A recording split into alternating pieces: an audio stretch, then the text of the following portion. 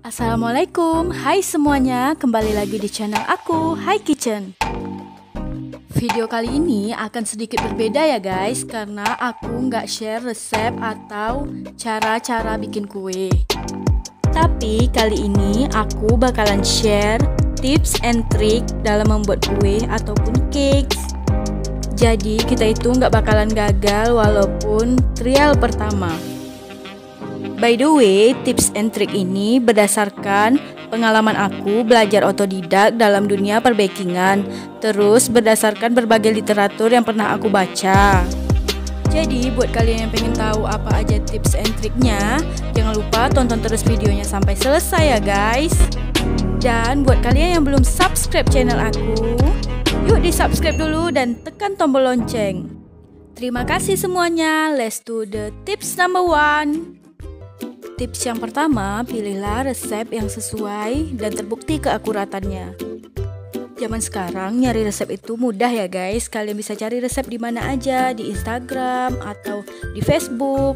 Tapi carilah resep yang keakuratannya itu udah jelas dan banyak yang recook. Kayak di Instagram banyak banget selebgram masak yang kasih resep yang udah teruji kayak yang aku tampilin ini.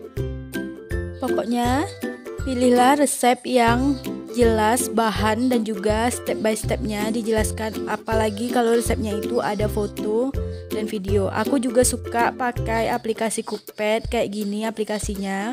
Ini contohnya aku cari resep bolu pisang, terus bakalan keluar resepnya banyak banget. Jadi kita bisa pilih yang mana. Kalau misalnya kalian pakai Cookpad berbayar, itu ada nanti yang teruji atau yang udah banyak di recook kayak gitu. Tips nomor 2 adalah baca resep dengan teliti dan cermat. Jadi sebelum membuat kue itu, hal pertama yang kita lakukan adalah membaca resep. Selanjutnya kita baca step by step cara pembuatannya dengan cermat, karena di situ kita bisa membayangkan apa yang akan kita lakukan nanti. Kayak di sini aku coba buka resep brownies dari Mbak Fitri Sasmaya. Ini resepnya itu aku baca dari deskripsinya. Jadi di sini itu di deskripsinya itu udah ada tips, bahan-bahannya juga udah jelas, terus langkah-langkahnya juga jelas, ada foto. Dan aku selalu baca komentar atau pertanyaan dari teman-teman lain yang udah mencoba resep itu.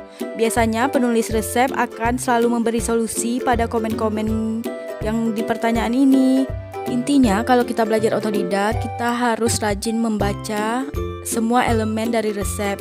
Terus jangan pernah merubah bahan apapun yang ada di resep, karena hasilnya pasti nggak akan sama.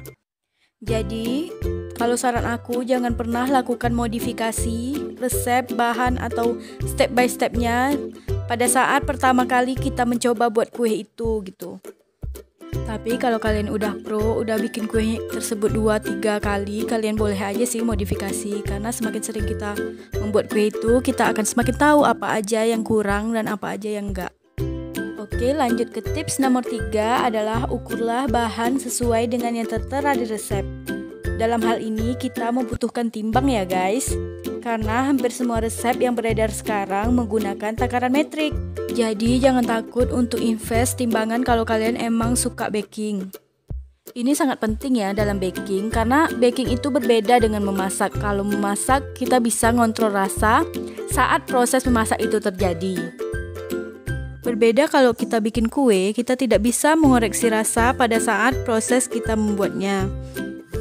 Kita hanya akan tahu rasa kue kita setelah kue itu jadi atau keluar dari oven.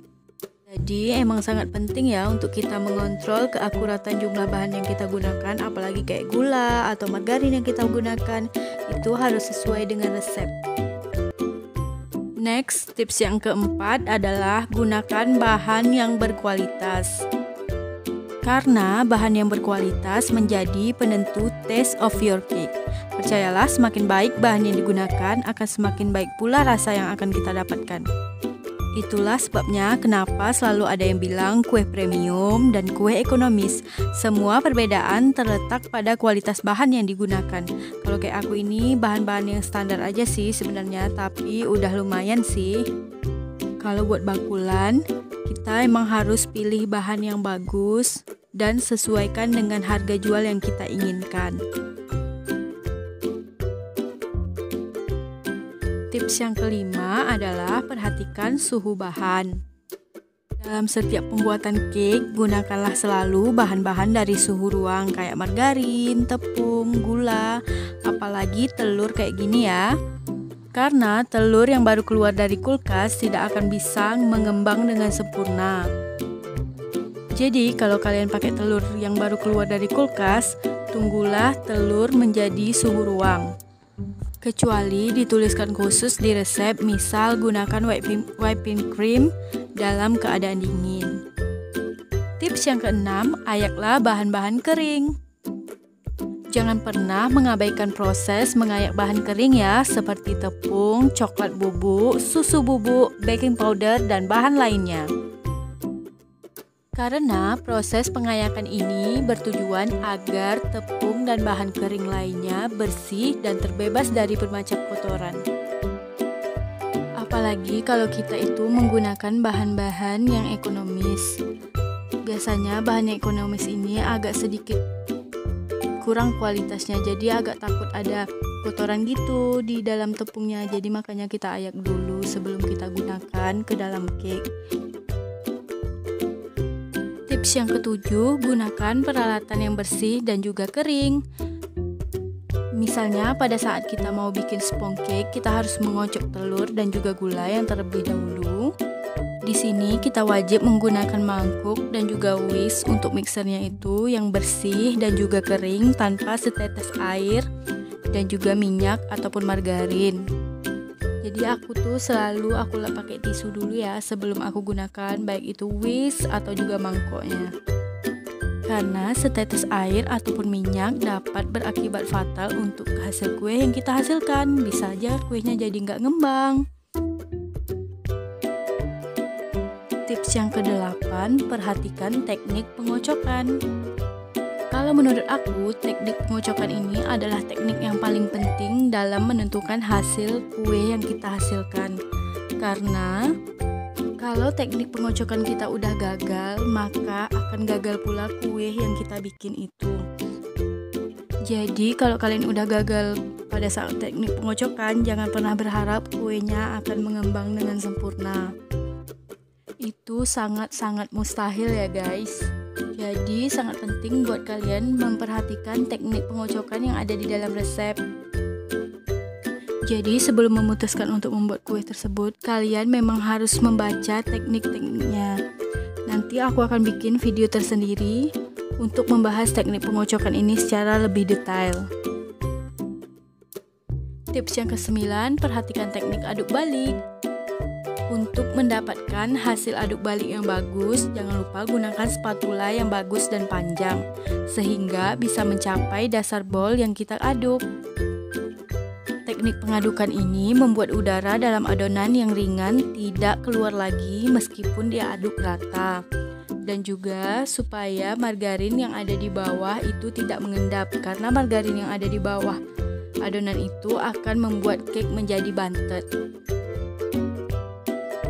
Tips yang ke-10, gunakan dan siapkan loyang sesuai dengan resep.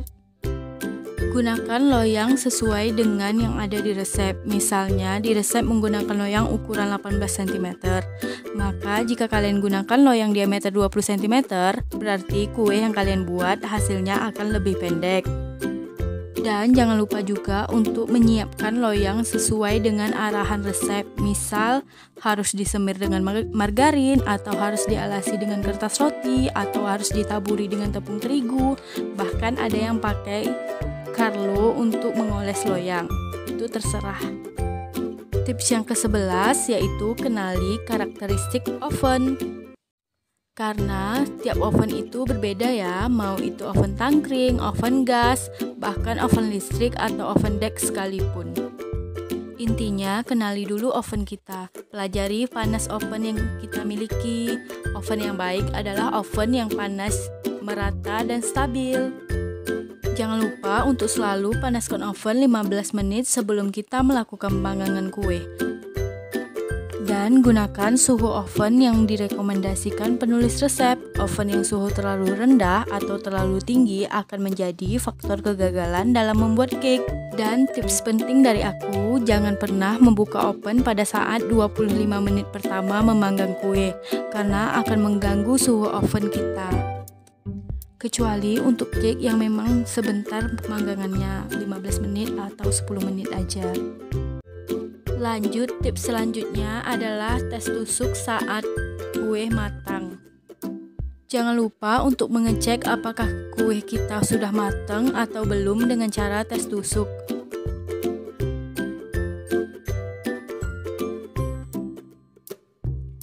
Tips nomor 13 adalah diamkan kue yang sudah matang di cooling rack. Diamkan kue yang sudah matang di atas cooling rack supaya dia cepat dingin dan juga tidak beruap atau berair bagian bawahnya. Ini aku contohin roti ya. Bisa juga dengan cake atau kue-kue lainnya, kue kering juga kayak gitu. Setelah kita memanggangnya, kita harus taruh di cooling rack supaya kuenya cepat dingin dan tidak beruap.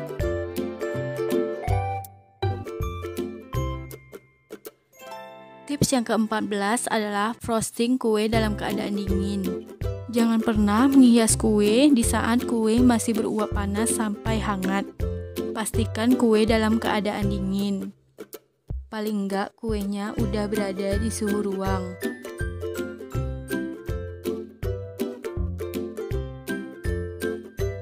Tips yang ke-15, simpan kue dengan baik. Kue yang udah selesai dibuat dan belum dipakai pada saat itu bisa disimpan di dalam kotak yang kedap udara atau di kotak mika kue supaya dia tidak beruap atau tidak kena angin. Setelah itu, setelah dimasukkan ke dalam kotak, baru bisa kita masukkan ke dalam kulkas supaya kuenya tidak terkontaminasi bau-bau dari kulkas. Dan tips yang terakhir adalah suasana hati atau niat yang kita miliki. Dalam membuat kue, suasana hati ini sangat penting ya, karena saat bahagia, step demi step dalam proses membuat kue akan dilakukan dengan senang hati, gembira, dan tidak terburu-buru. Tapi buat pecinta baking kayak aku, bikin kue adalah sesuatu yang menyenangkan dan juga membuat aku bahagia. Dan terlebih lagi apabila kita mendapatkan penghasilan lebih untuk kue-kue yang udah kita bikin. Oke guys, itu dia tadi tips dan trik dalam membuat cake yang menurut aku sangat penting berdasarkan pengalaman aku belajar otodidak dalam dunia perkuehan. Semoga aja tips dan trik ini bermanfaat ya untuk kalian. Dan setelah nonton video ini, cake yang berhasil dan juga bagus akan hadir di dapur kalian. Buat yang belum subscribe, aku sarankan subscribe dulu ya channel aku. Terima kasih udah menonton video ini sampai selesai ya. Wassalamualaikum warahmatullahi wabarakatuh.